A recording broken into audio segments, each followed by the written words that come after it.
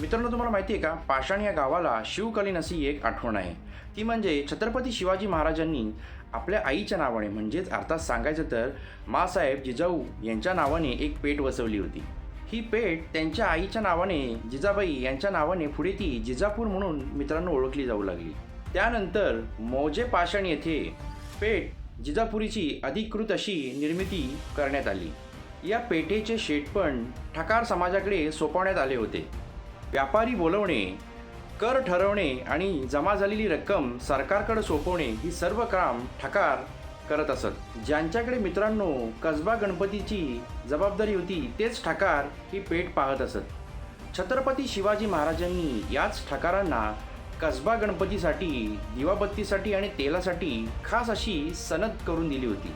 या व्यवस्थेमुळे पेठेचा व्यापार वाढला आणि आजूबाजूचा परिसर आहे मित्रांनो तो आर्थिकदृष्ट्या मजबूत असा झाला. जिजापूर या पेठेमुळे पाषाण भागात सामाजिक आणि सांस्कृतिक असं चैतन्य निर्माण झालं होतं. आज ही पेठ शिवकालीन नियोजन आणि मातृसन्मानाची एक जिवंत आठवण म्हणून ओळखली जाते. बाकी मित्रांनो, तुम्हाला या व्हिडिओबद्दल काय वाटतंय कमेंट करून नक्कीच सांगा आणि जर व्हिडिओ आवडला असेल तर नक्कीच लाईक, कमेंट आणि शेअर करा.